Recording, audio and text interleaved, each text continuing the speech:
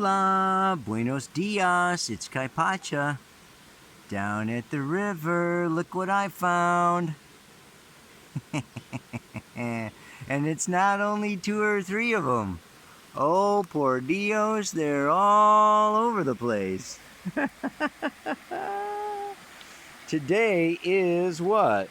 Wednesday, May 20th of the year 2020. And we are going to be doing here an astrological update, astrological report of the energies. I don't know, these mushrooms are a lot easier for me to see. Looks like on the camera they're not so easy to see, but there's a lot of them. Anyway, look at, they're up over here too. Where am I? The moon is in Taurus. Green, earth, stones, rocks, nature, mushrooms. And it's all part of Taurus, ruled by Venus. And she goes into Gemini on Friday, just in time for what? A new moon. New moon at 2 degrees, 5 minutes of Gemini. So we're going to be looking at Gemini because, you know, the sun also, right, goes into Gemini today, baby. And we're going to have Sun, Mercury, Venus. Mercury and Venus are conjunct. They're traveling together. They're exactly conjunct on Friday. But they're in Gemini. The north node of the moon is in Gemini. We're having a Gemini party going on. And of course, that's what? Square Pisces. Yes, indeed. We've got this, you know, Mercury is square Neptune in Pisces on Friday. Venus is square Neptune in Pisces today. So that's probably, that's a lot of what I'm going to be talking about, really. I mean, the nice thing here is that the sun, in those final degrees of Taurus, the earth sign, we know that Taurus is also trine to that wonderful earth sign Capricorn. So we have the sun in exact trine to Saturn. Okay, that is happening on Friday. I'm getting a little distracted here trying to get the camera shots in, you know, because this is just a nice little section of the river that I hardly ever come to. I think I'm going to go jump in over there right after this report. A little deep spot there. So Mars is cruising through Pisces too, comes into a sextile with Uranus on Sunday. And I think that is mostly it. I mean, Mercury comes into an inconjunct with Jupiter and Pluto, you know, on Monday and Tuesday next week. But, you know, the inconjuncts, I don't really cover them so much, you know, in the Pele reports. So let me find a spot here and talk at you.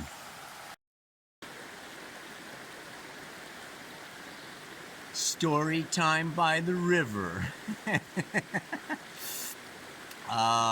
So, what's going on? Well, we are closing a balsamic phase, right? Moon's in Taurus.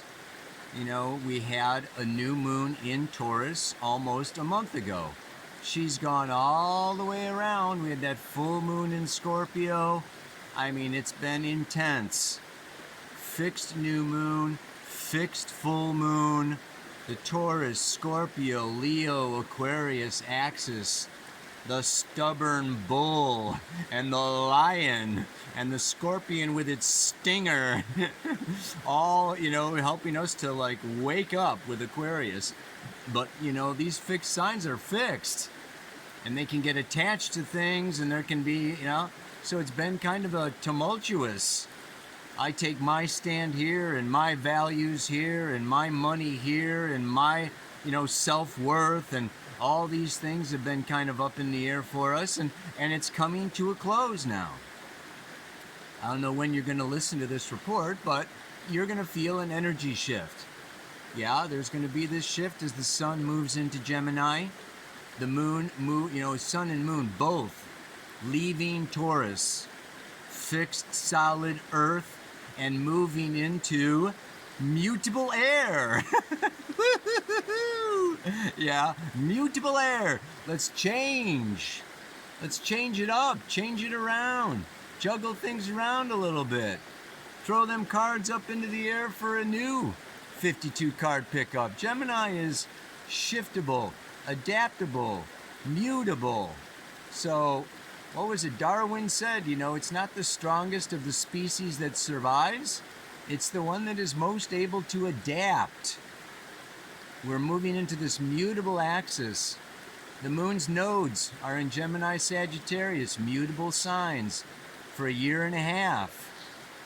And that north node, okay, which Mercury is coming up to conjunct soon, okay, is basically at the critical degree of 29 degrees still. I might have talked about that before. I mix up these talks because I'm too busy talking.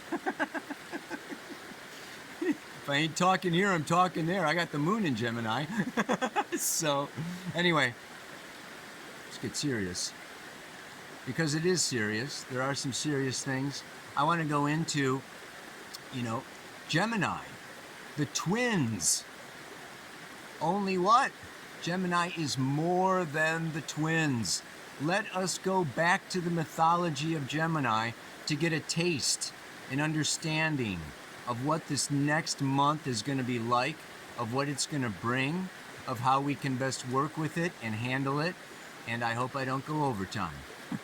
So, basically, Zeus came down, turned himself into a swan, and made love with Leah, the most beautiful woman in the world, only she was married to the king.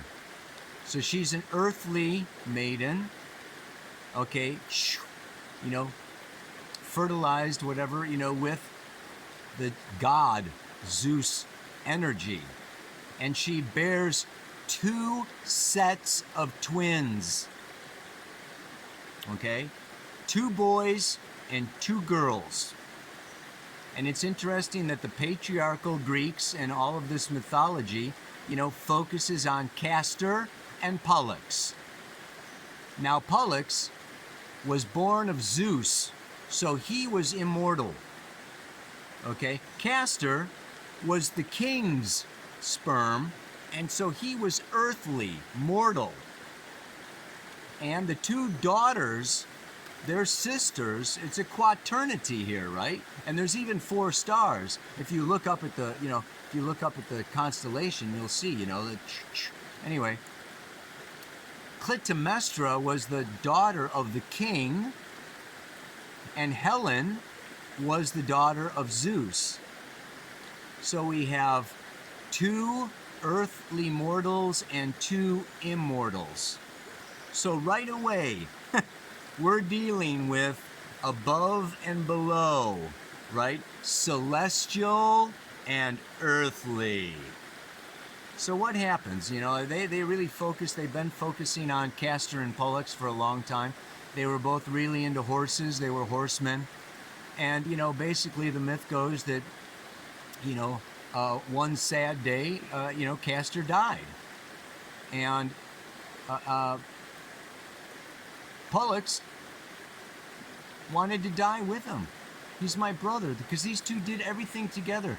They're inseparable. They would never show up in a myth without the other one. They were both like, whoa, they were so super tight. And of course, Pollux says to Zeus, he goes like, I don't want to go alone without my brother, without my brother Castor. And so Zeus puts them both, he says, okay, you can join Pollux in the night sky for all eternity. And both of you can be eternal in the night sky. So, bomb out of here. So, they go up in the sky together.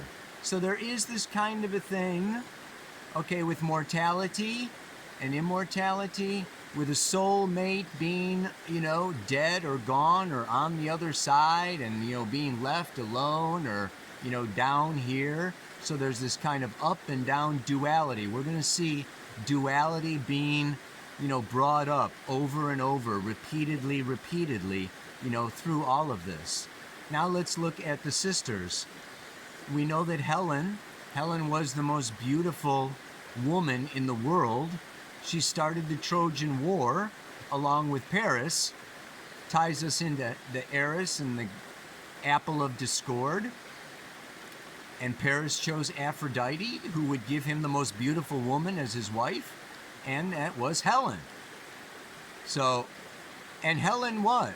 Helen just kind of was very passive, very Neptunian, very Pisces, very divine and spiritual, kind of, oh, so you're going to start a war, and everybody, lots of people are going to die and suffer, and, and she didn't really, very passively just kind of went along with whatever happened. Very different than Clytemnestra. Clytemnestra, was passionate. Kind of more like a little Lilith energy figure here. Passionate, sensuous, powerful desires. She ended up killing her husband, King Amegnon. Yeah, whoa, murder, capable of murder. So here we have this celestial divine Helen and this passionate, earthly, emotional, sensuous Clytemnestra. Again, another polarity. So we look at this Gemini sign, as I've always said, like 1 foot in heaven, 1 foot in hell. Beauty and the Beast. All of the dualities.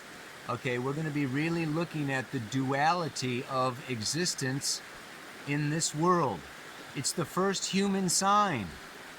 Aries is a ram, Taurus is a bull, and then we come into this Gemini ruled by Mercury, the thinking function. So it's really that we can have the duality between thoughts and feelings, between desires and spiritual, empathy, selfishness and, empathy, the narcissist and the empath, another duality. Anima and animus, Beauty and the Beast, right brain, left brain. Sometimes, the right hand doesn't know what the left hand is doing.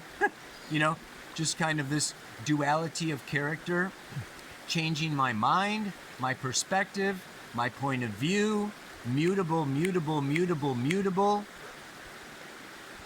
And this deals, of course, with what? The paradox. The paradox. And the challenging part here is the square to Neptune. It was really in January, January 28th, that Venus conjuncted Neptune at 16 degrees of Pisces. Think back to January. Think back to before the virus, right? Was really spreading or known. It was definitely not a pandemic in January. And Venus-Neptune probably had some very powerful dreams, imaginations. We're done with 2019. It was a tough year. 2020 is going to be like, wow. Yeah. We're looking forward to this and this and this and this, right?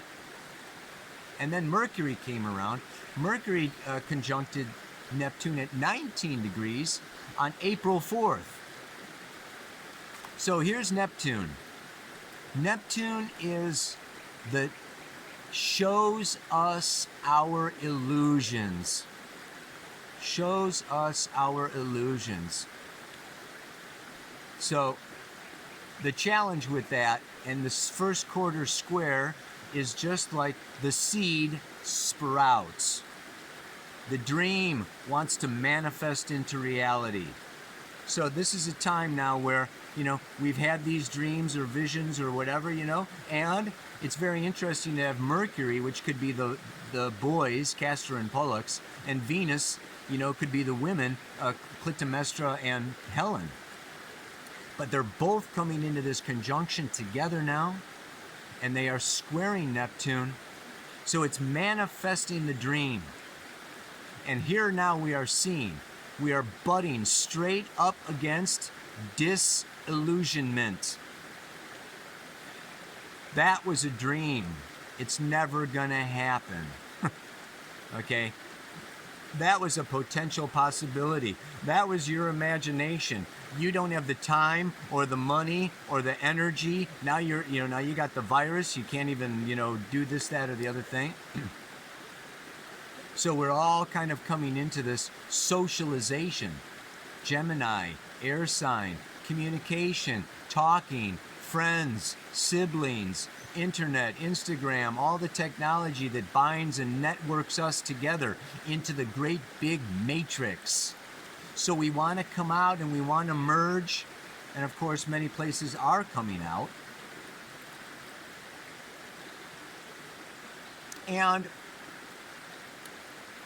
But this is what the challenge is: confusion.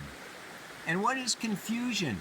Confusion is when the paradox, Neptune rules the paradox of there's no either or, there's no polarity, it's all coexisting, we are all one, and Gemini, the left brain, Mercury, is bringing it into separation. And that can bring in some judgment, south node of the moon in Sagittarius. And that can bring into some shadow.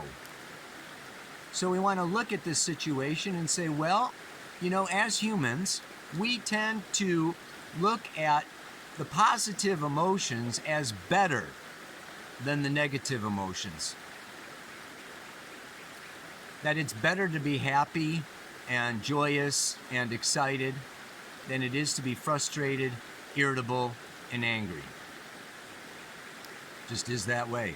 And we can judge ourselves, and we can judge other people, and we can not want to be angry, frustrated, and sad, and mad, and and I want to be happy. And we can focus on gratitude and light and love, and not allow ourselves to feel some of these passionate, deep, inner feminine energies and feelings within us.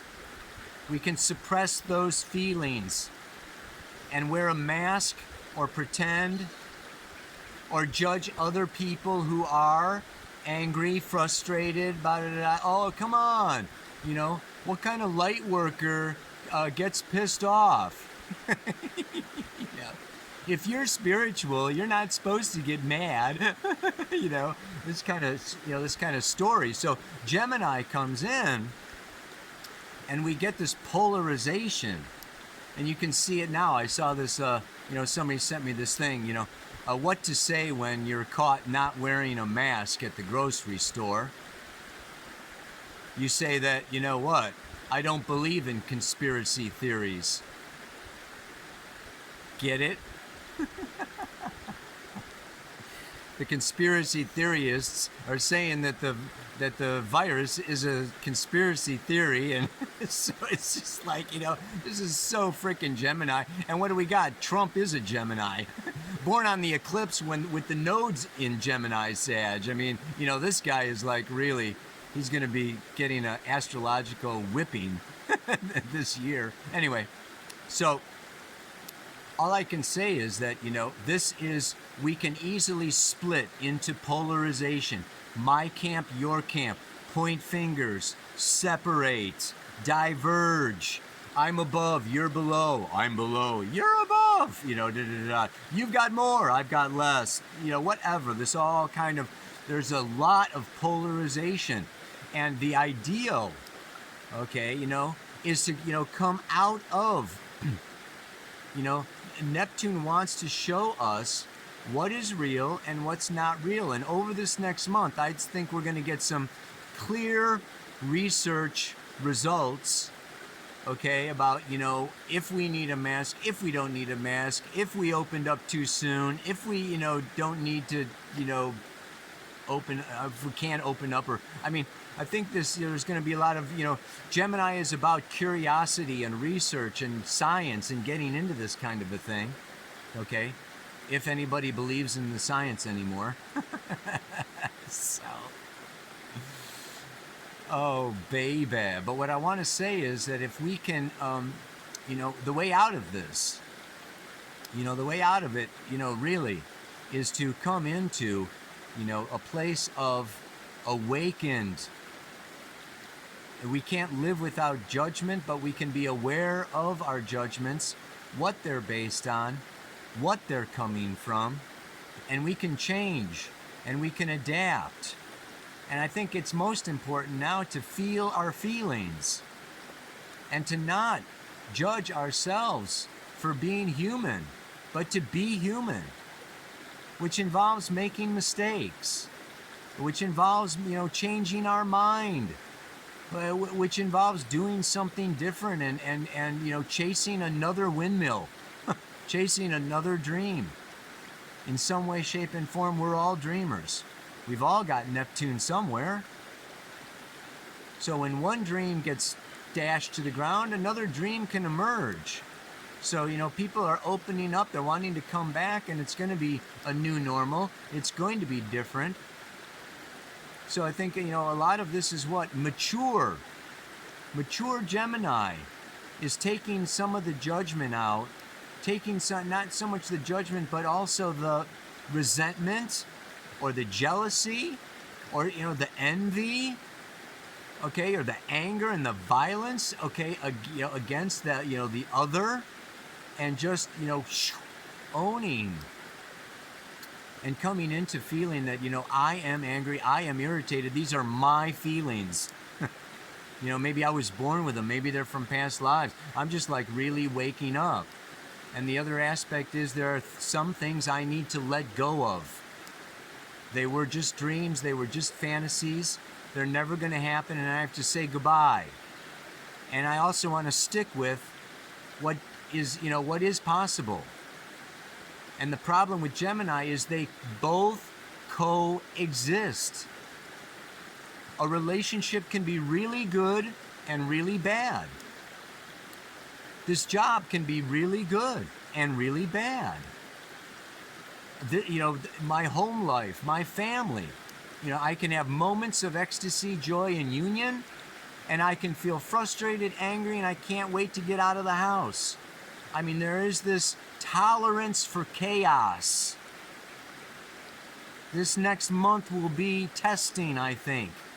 Our tolerance for chaos within ourselves and within the world, and to understand that beyond the polarity, there is unity, and that this polarity is a manifestation, a creation out of the oneness of Source. Creation is Source witnessing itself in diverse ways. So freaking diverse, man. Mars sextile Uranus, yeah! Go your own way. Do your own thing. Think up a new dream. Dream a new dream forward. Yeah, baby. And let go of the lies and the deceit and some of the, shadow that, I've been hiding this, okay, or I don't believe this. This is a time of like really looking at who my friends are, who my friends aren't, who's going forward with me, who's from the past, okay, who's part of my new dream, and who's, been just kind of in the, shadow, the mist. And the mist, it's almost like this can be a time when the sun is rising and it's burning off the mist. And we're going to see the true colors, okay, of, each other. Which leads me to the mantra, the need for discernment and discrimination, which is Virgo. Yeah, Virgo is the balancer. Gemini, Sag, and Pisces. These guys can all go, woo! Sag is like way out there. Pisces is, there is no out there. There's no in here. There's just everything. And Gemini is like, well, I'd like to go there and there and there and there and there. Virgo is like, boom. Discriminate and discern, right? So this is the mantra for today. Learning to discriminate ever more and more. Seeing who it really is before opening the door. Checking out the sources and looking up the facts. helps me determine who has got my back. We're coming out of the closet. We're coming out of the illusion. Things are coming into daylight. Buried shadow stuff needs to be talked about and discussed and shared.